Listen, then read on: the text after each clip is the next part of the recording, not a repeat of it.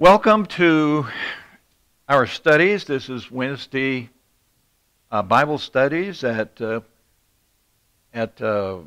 church, and we want to thank you for being here. And this is our lesson number 6, and it's going to be concerning chapter 20 of 1 Samuel. And before we do any of that, we need to go to the Lord in prayer. And we go with Heavenly Father. We thank you so much that we can come to you and study your word. Lord, this has been a challenging lesson for me this week. It's a long one, and Lord, I just ask for your blessings upon it, and that you'll give me the understanding to be able to relay your feelings in these words to those who are listening, and to be as accurate as possible. Lord, we just thank you and love you for all that you do for us. Guide and direct our sayings and our minds and our hearts. We will honor you in everything that we do, or try to anyway, Lord. And we pray this in Jesus' name. Amen. Now, the last message that we had, or not message, but lesson that we had in chapter 19, we found that Jonathan's loyalty was being tested. We're going to see that again here in chapter 20. But we see also that Saul has taken a turn for the worse. He is now really adamant about killing David. And if we go to that with that in mind, we can see where the beginning of chapter 20, verse 1 makes some sense. But before then, a little bit of history about chapter 19 is when Saul was to the point of trying to pin David to the wall once again. David escapes, he goes to his home, and Saul sends people, messengers, after him there. I believe what they were probably military guards, to hold him there until the next day so he could be killed. Well, his wife tells him, she lures him over the window, he escapes and goes to Ramah, and he wants to talk to his mentor, Samuel. In the meantime, while he is there, Saul sends another entourage to Ramah, and he wants Saul to be arrested, to be taken back to headquarters, if you will, to the royal palace. And what happens there is that the Spirit of God comes upon this first group of people, and they go into I don't want to call it into a trance, but they are mesmerized by the Spirit of God, and they start to prophesy. And Saul hears about that. It happens the second time, the third time, and now Saul wants to take care of this issue himself. So he goes, and he too is struck by the Spirit of God, and he lay naked for 24 hours before Samuel. And this is where we come into chapter 20, verse 1. And if we look at it there, it'll make a little more sense. Because by doing it this way, it gives us three things that we know by reviewing. One is that there is no place that David can find sanctuary, not even at the prophet's home. Now, this is the prophet of God, and Samuel knows it. Even there, David cannot find sanctuary. He will be on the run for the rest of Saul's life. The second thing that we will notice too is by being in this translated, or this state of mind that Saul is in, is that it gives David enough time to go back to see Jonathan. And the third thing that we can find here is that it gives him enough time for David to tell Jonathan what has been going on. And this is all unbeknownst to Jonathan. Jonathan can't believe what he's hearing. So let's begin chapter 20, verse 1. Then David fled from Naioth in Ramah and went and said to Jonathan, "What have I done? What is my iniquity, and what is my sin before your father, that he seeks my life?" And Jonathan's, I believe, is just standing there staring at him with this disbelief. He's looking at his best friend, and he says, "What?" And you see that here in verse 2. So Jonathan said to him, by no means. You shall not die. Indeed, my father will do nothing, either great or small, without telling me. And why should my father hide these things from me? It is not so. He's saying, David, I don't believe you. My dad took an oath in front of me, and not just me, but he took this oath in front of God, and he said in chapter 19, verse 6, so Saul heeded the voice of Jonathan and swore, as the Lord lives, he shall not be killed. He's talking about David. And Jonathan cannot believe what David is saying. He's saying here, by no means. God forbid. Not at all. That's not true. Never. He said, I just can't take these words that you're telling me. But then, in verse 3, Jonathan hears new evidence from David. And David says this, then David took an oath again. What does that mean? Well, he is now saying, hey, look, it's just like many times we have used in our past, is like, I swear on my mother's grave, or God be my witness, or the court system used to use that, do you swear the truth, the whole truth, nothing but the truth, so help you God? Well, they don't do the help you God anymore because of the atheists had protested, so they removed that part. But Jonathan hears this oath once again. He says, friend, my beloved friend, I swear to you, and if you study the Bible, you will know that taking an oath was not to be taken lightly. God looks and frowns upon those who break their oath. And we find that Saul broke his oath right away by going after David. So here we see he takes his oath again, and he said, your father certainly knows that I have found favor in your eyes. And he has said, do not let Jonathan know this, lest he be grieved. I think lest he might tell David. But truly, as the Lord lives, and as your soul lives, there is but a step between me and death. And I think he also fills in here of the events that has happened in the last 24 to 72 hours. He's saying, hey, your dad tried to pin me to the wall again with his spear. I hid in your sister's house, my wife, and your dad sent the soldiers to guard it so that he could kill me the next day. I fled. I came to Ramah. He sent his people after me again, not once, twice, but 3 times, and he came himself to kill me. What happens here is in verse 4. So Jonathan said to David, whatever yourself desire, I will do it for you. He convinced him that what he has said is true. Jonathan is like with your best bud. He says, hey, like I've discussed before, you're called in the middle of the night and you say, hey, bud, I need your help. No time, distance, or space is going to separate you. He says, whatever you need, whatever it requires, I'll do it.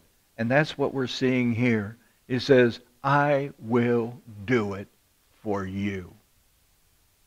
5, and then David says this, and David said to Jonathan, indeed tomorrow is the new moon. And what's going to happen here is David is going to provide a plan where Jonathan and David can see if Saul is intended or intent on killing David. And so they're going to lay out this elaborate plan to find or trap Saul. And he says, tomorrow is the new moon, and I should not fail to sit with the king to eat. Now, to understand what David is saying here, we have to really do a little research. And what this is a festival that has been required by God, sent to Moses to tell the people. And you'll find what this is in the book of Numbers, chapter 28, and especially in verses 11 through 15. But if you go to Numbers, you're going to see what God has required at the very beginning. There's daily offerings that you're that the Israelites are supposed to do. There's Sabbath offerings that the Israelites are supposed to do. But here in verse 11 are monthly offerings. And I want to read that so that you'll understand where David is coming from. It says in chapter 28, Numbers, verse 11, "At the beginning of your months you shall present a burnt offering to the Lord, 2 young bulls, 1 ram, and 7 lambs, in their first year without blemish, 3/10 of an ephah." Well, an ephah is 2/3 of a bushel, so you can figure that out. "Of fine flour as a grain offering mixed with oil. For each bull 2/10 of an ephah of fine flour as a grain offering mixed with oil. For the 1 ram and 1/10 of an ephah of fine flour mixed with oil as a grain offering for each lamb, as a burnt offering of sweet aroma, and offering made by fire to God. Their drink offering shall be half a hin," which is a hin is a gallon, so it'd be half a gallon. "Half a hin of wine for a bull, 1/3 a hin for a ram, and 1/4 a hin for a lamb. This is the burnt offering for each month throughout the months of the year. Also 1 kid of the goats as a sin offering to the Lord shall be offered besides the regular burnt offerings and its drink offerings." Now, I don't want you to get this confused, thinking that they're worshiping the moon. This is not it at all. The pagans were doing that. They had moon worshiping, sun worshiping. What this is a reminder to the Israelites that the provisions that are provided for them is by God, and they are offering up these sacrifices to God, burnt offerings, drink offerings, and so on and so forth. But before they could do that, they had to be ceremonially clean. And we discussed that a week or two ago about being ceremonially clean. You had to wash your clothes and sanctify yourself by praying and supplication. So as we go into this plan, it makes more sense that we know the background of what David is talking about.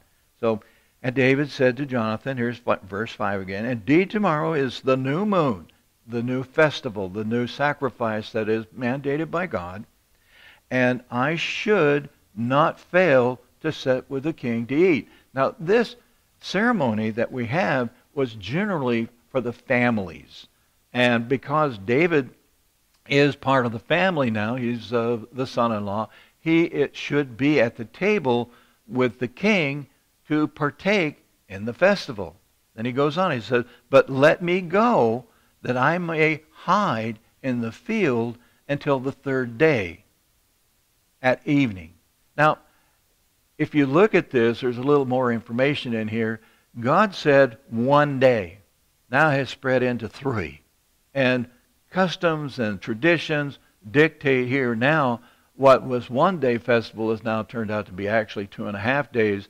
And Jesus spoke of this too. If you remember, he says your traditions are more important to you than the laws of God.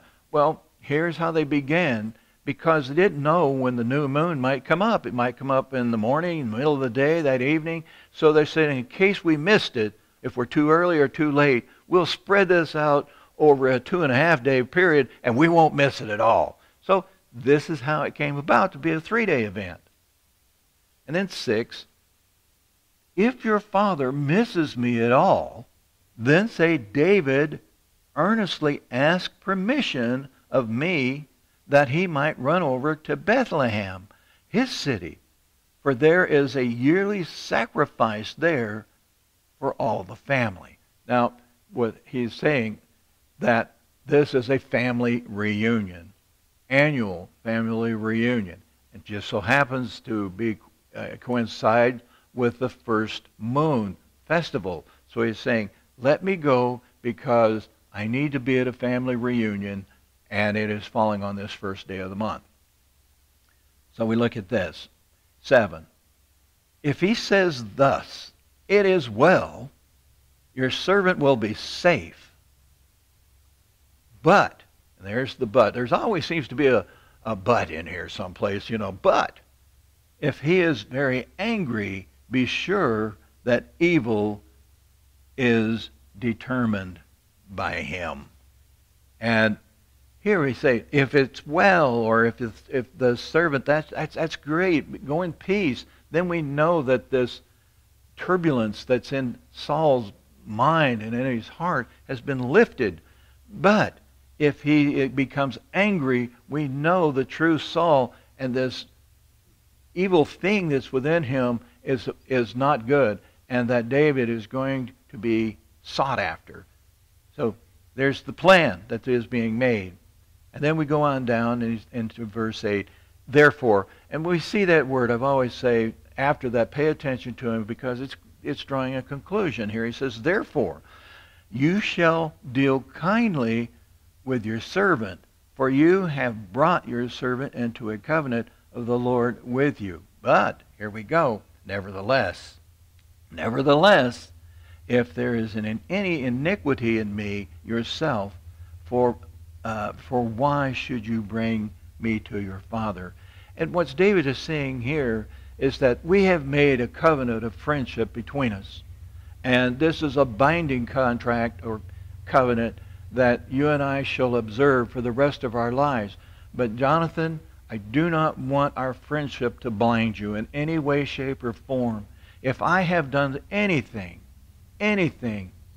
that is required of death, any iniquity, I want you to kill me now. That's what he's telling you. Don't let our friendship blind you. You are the person that can tell me now. If I've done so, kill me.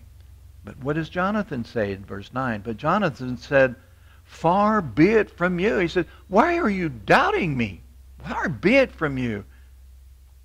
For if I knew certainly that evil was determined by my father to come upon you, wouldn't I tell you? He says, David, we've been friends.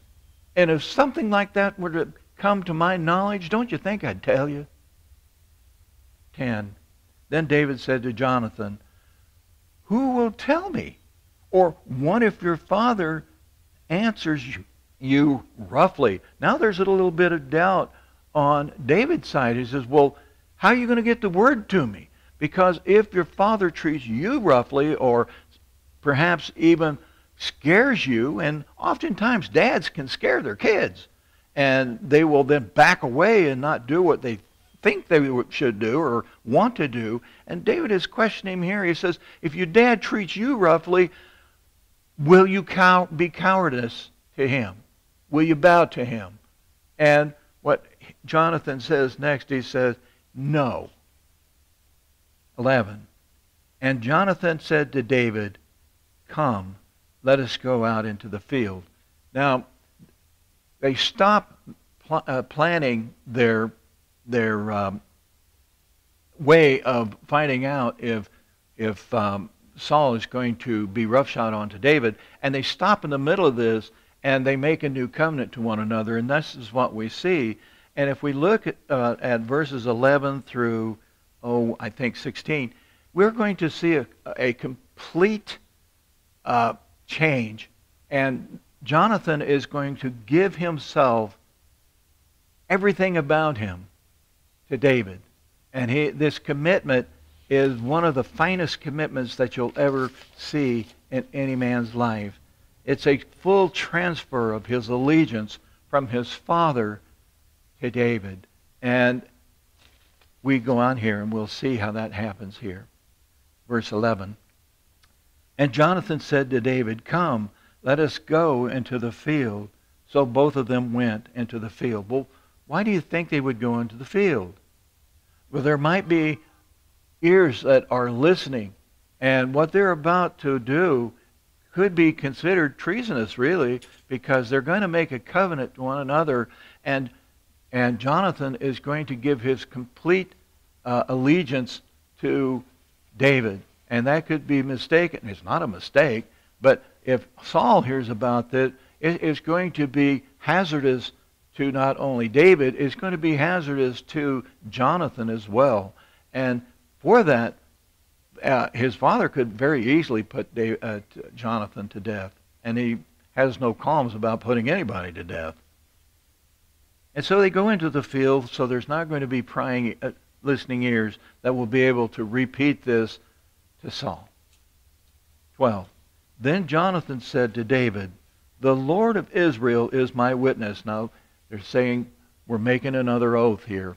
And God, Yahweh, be my witness here. When I have sounded out my father sometime tomorrow or the third day, and indeed there is good towards David, and I do not send to you and tell you, may the Lord do so, and much more to Jonathan. He says, if I don't keep my word, may God strike me. May God run roughshod on me. Let Yahweh treat me the way He will want to treat me if I don't give that word to you that you are in no danger. But, he goes on, if it pleases my father to do you evil, then now he's saying personally. Before he's saying, I'll get the word to you. We don't know how, but I'll get the word to you. But if he's going to be evil, he says, I will report it to you and send you away that you may go in safety. He says, this is the promise that I make to you, David, and God is my witness. And again, an oath taken like that, especially in the Old Testament time, was not to be taken lightly.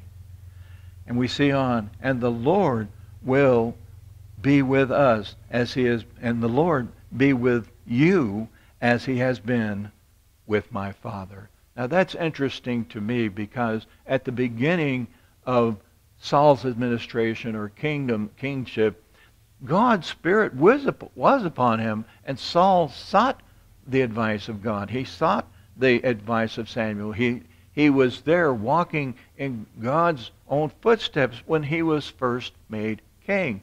But of course he drifted away, and we've discussed that before. And now that blessings of God has been removed from Saul, and it has been placed upon David, and he's saying here, may the Lord's blessing now be with you forever, as it was at the beginning of my father's administration. Then 14. And you shall not only show me kindness of the Lord while I still live, that I may not die. Now, this is a very serious commitment that Jonathan is taking here.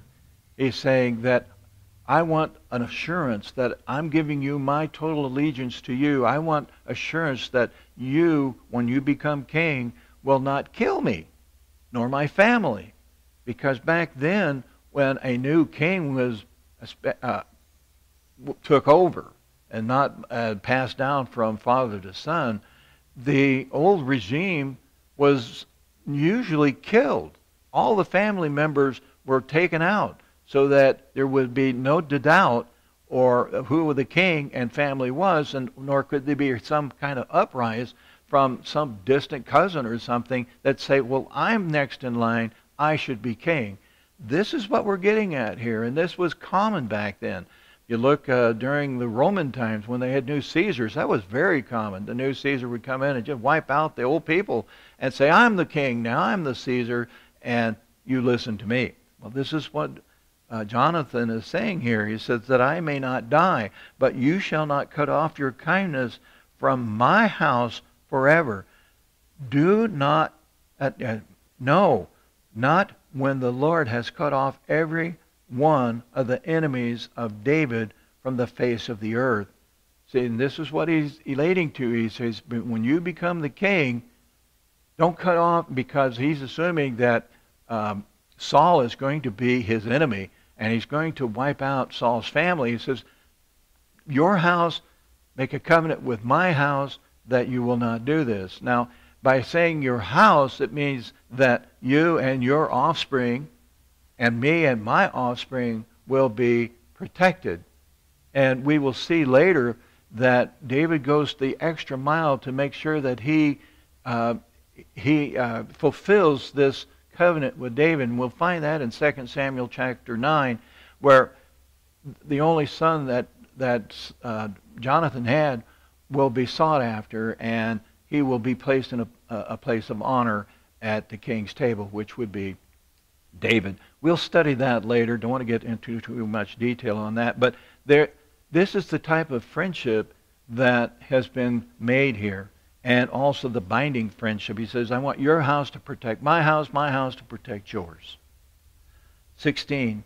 So Jonathan made a covenant with the house of David, saying, let the Lord require it at the hand of David's enemies.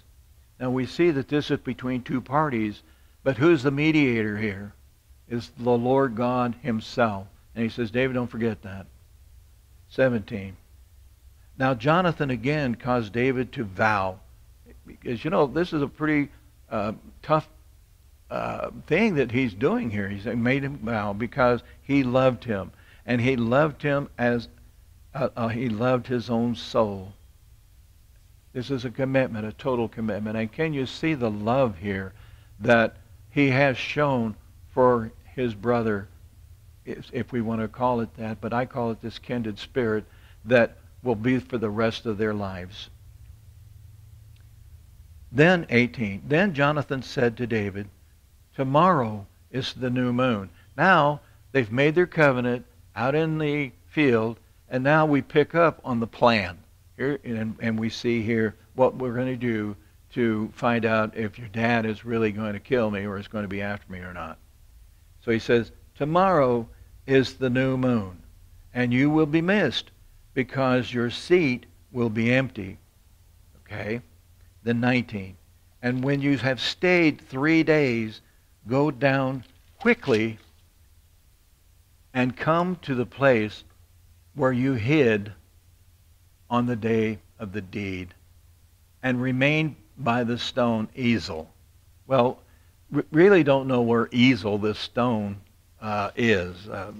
Archaeology has not found it, but we have to kind of guess where it is. And the stone, this by the name of it, means division or departure. And this is where the departure that is going to happen between David and Jonathan takes place. And it's a very sad scene. But they both know where it is. We don't, unfortunately. We kind of guess that it is between Saul's home and Nob, but we really don't know for sure. But they know, and that's what's the important part. So they go to the stone Ezel. Now, that could be a stack of stones or one big stone. We don't really know, but it is the stone of Ezel. Verse 20. Then, we're beginning some more of the plan. Then I will shoot 3 arrows to the side, as though I shot at a target. Now, this is not uncommon back then to go target practicing. We do it today. We call it plinking. We'll go out and shoot our pistols to make sure that we can, that we're able to see a target and shoot it. Just talking about that a few minutes ago with Pastor. I couldn't have hit the broadside of a barn. But he's going to be down there target practicing. And there I will send a lad, saying, why take a lad? It's because we don't want any suspicion here that somebody might think that if I shoot this arrow and I go and get it and fetch it myself, that I might make contact with you. He says, I'm to send a lad saying, go find the arrows. If I expressly say to the lad, look, the arrows are on this side of you. Get them and come. Then, as the Lord lives, there will be safety for you and no harm. That's part A. Let's look at part B. But if I say thus to the young man, look, the arrows are beyond you, go your way, for the Lord has sent you away. And as for the matter which you and I have spoken of, indeed the Lord be between you and me forever. Again, he's reminding you that what we're saying here is in the strictest confidence. You and I are the only ones that are going to know this. We will not jeopardize the lad. He does not know. I command him to do what he's to do, but you will understand what those commands mean. If the arrow is there next to you, get them and you come on in. But if they go beyond you and I tell you, and I tell the lad to go beyond that, You understand that your life is in jeopardy and you are to get out of town. Then we see then in 24. Then David hid in the field, and when the new moon came, the king sat down at the feast. Well, we've set our plan. Now we're going to see the plan going into action. Now, I don't know if David stayed there for 3 days or not. I don't believe that he did. I think he went on to Bethlehem, and then on the third day he came back, but that's what I think. Now the king, 25, now the king sat at his seat as other times. Now, this is the royal tradition. He's going to sit at his seat. And if you'll notice here, he puts his back to the wall. And I've seen it many times in movies where, the person that's fearful of his life will always put his back to the wall so that he can see whoever is coming in. Well, the king here is doing the same thing. He says, now the king sat at his seat as other times on a seat by the wall. And Jonathan arose, and Abner sat by Saul's side. But David's place was empty. Now, Abner. We've discussed Abner before. Abner is the captain of all of his armies. He's the general of all of Saul's armies. We saw that in the slaying of Goliath, and Saul asked Abner, who is this person? And Abner says, I really don't know. But we also know that Abner is Saul's cousin. You can go back to chapter 17, and you'll discover that there in 1 Samuel, that he is also a cousin. So by being a cousin, he then can also be ceremonially part of the new moon festival.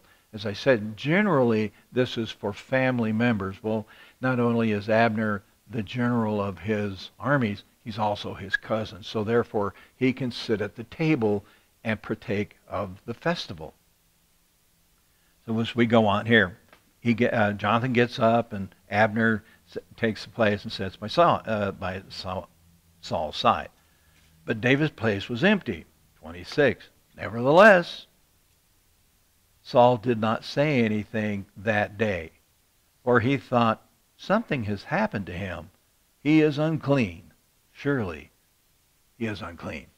Remember, as I said, before they could partake in these types of festivities, they had to become ceremonially unclean. They had to wash their clothes and pray to God and that type of thing. And he's thinking, well, David's not ceremonially clean, therefore he can't come to the festivities, so I'll let this one slide. And then we see in 27, and it happened the next day, the second day of the month, that David's place was empty. Now we see Saul taking notice here, but he's being very coy about this. And Saul said to Jonathan, his son, why did he say this to Jonathan? Because Jonathan's his friend. He says to Jonathan, where has the son of Jesse not come to eat, whether yesterday or today? He's saying this in a way that is not going to make any suspicion to Jonathan, because he wants an answer. And so he's just speaking like it's just general conversation. But we know in Saul's heart, this is not just for general conversation. He wants more. He had planned to kill David at this ceremony. So Jonathan answered Saul, and here is where part of the plan is to come to fruition.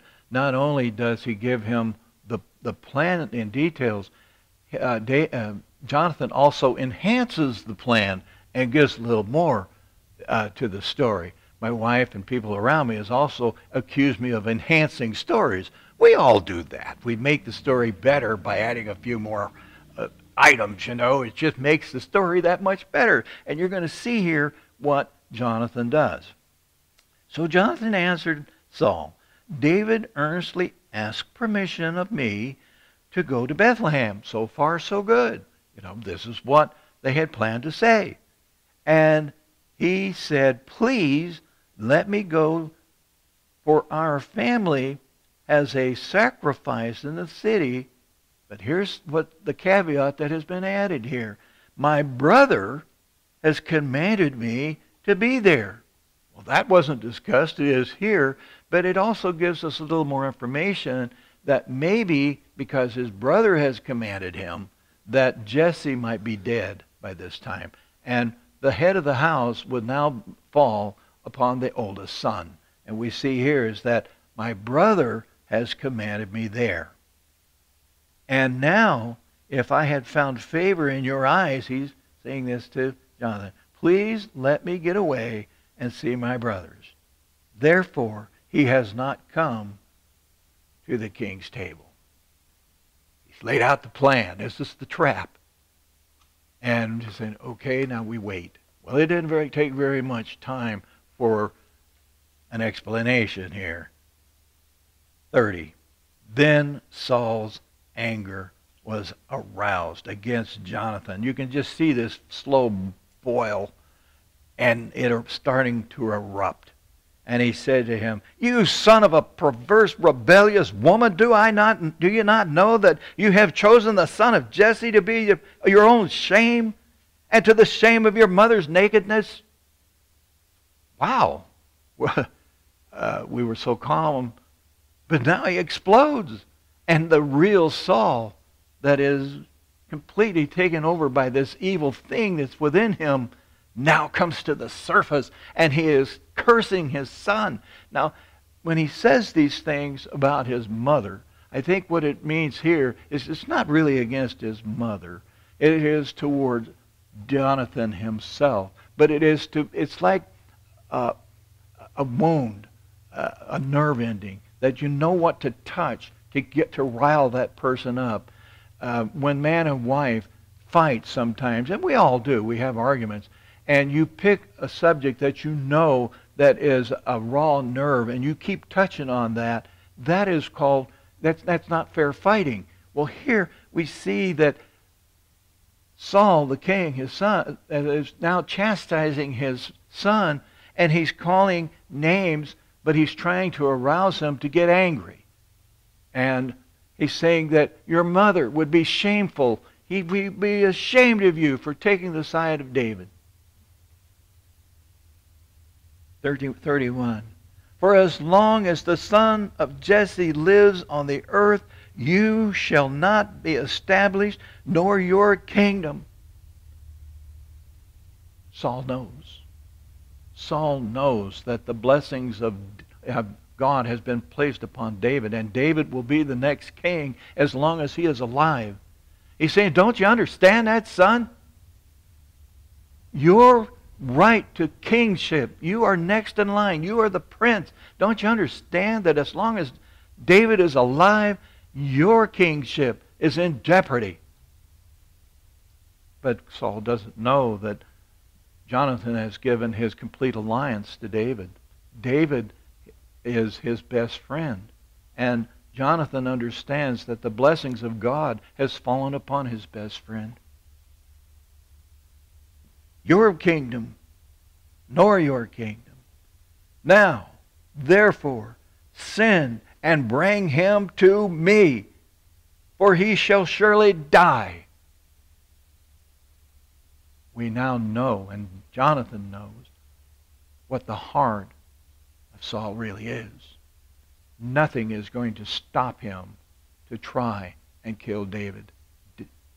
Jonathan now understands that what all that David said, this vile, evil thing that has gone into his father, he sees it. And what happens? 32. And Jonathan answered Saul, his father, and said to him, now pay attention to this. I think that it's very interesting. Why should he be killed? What has he done? He doesn't defend himself. He's not defending against the ugliness and the vile words that has come out of his mouth toward his son and calling his mother names and things like that. What does he do? He defends his best friend. That is a true friend. He defends him. What has he done? What iniquity? What acts of treason? What has caused you to feel this way against him, that he should be killed? By which Jonathan knew that it was determined by his father to kill David. Oh, he knows. He still questions his father, as he had done out in the field before. And when Jonathan pleaded with his dad not to kill David, can't you see all the good that he has done for you? Can't you see all the good that he has done for the nation? Can't you see what he has done?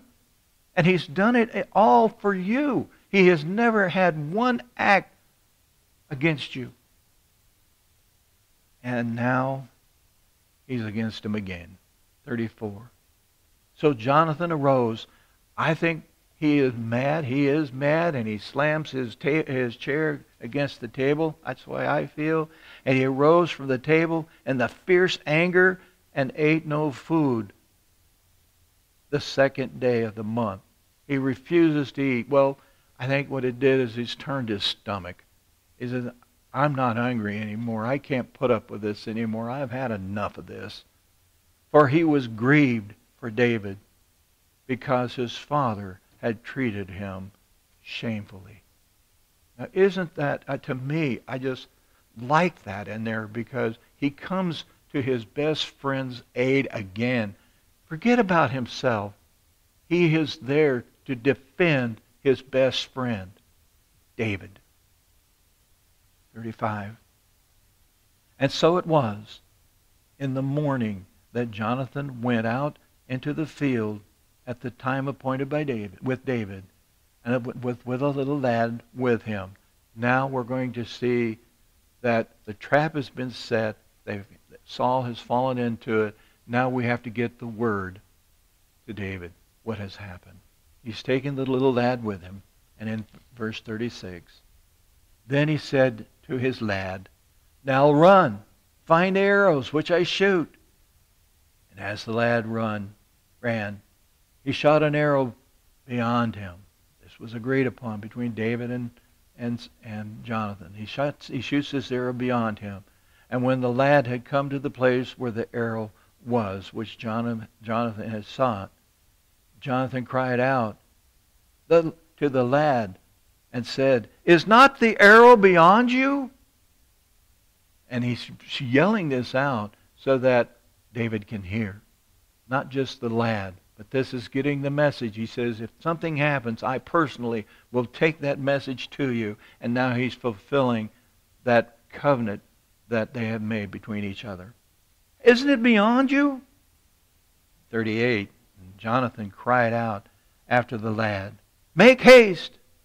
You think he's telling that to the lad, or is he telling that to David?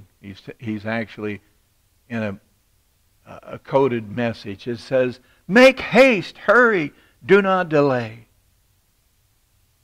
So Jonathan's lad gathered up the arrows and came back to his master. But the lad did not know anything.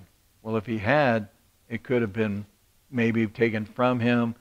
They kept this secret. They didn't want anybody, as they had agreed. No one was to know what these coded messages meant. Only Jonathan and David knew of the matter. And 40.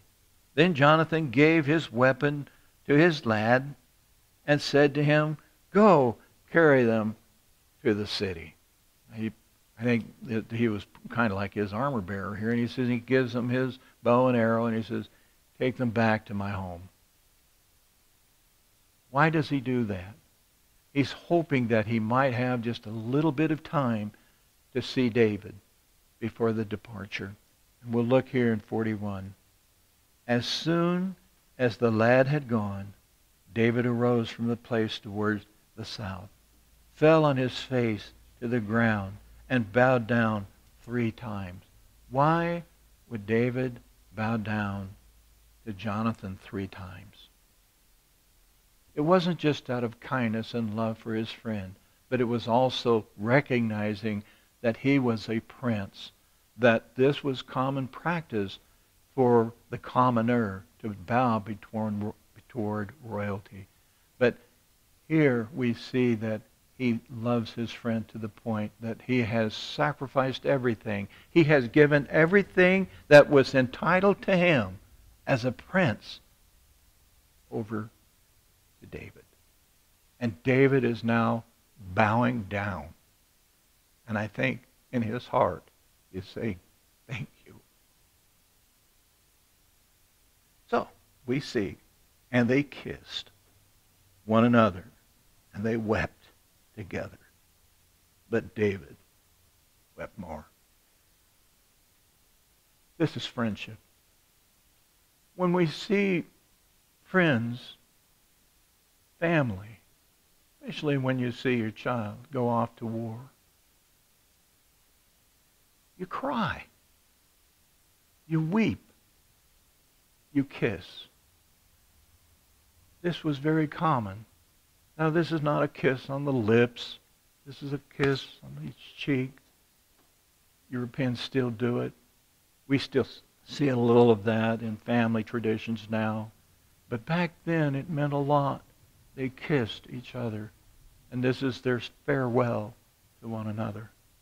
And they wept. 42. Then Jonathan said to David, go in peace, since we have both sworn in the name of the Lord, saying, may the Lord be between you and me, and between your descendants, my descendants, forever. Being reminded that this covenant is between you, David, and me, Jonathan, but the mediator is God. He will be the one who will determine the outcome of both of our lives. And so they both arose and departed, and Jonathan went into the city. From this point on, David will be on the run. His life could be taken at any moment. Saul is so bent on killing him that he will pursue him all over to find him and to kill him. But it's not going to happen.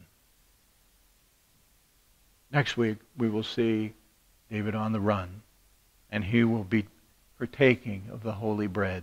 This is part of a message that I've listened to many times that even Jesus has spoke about.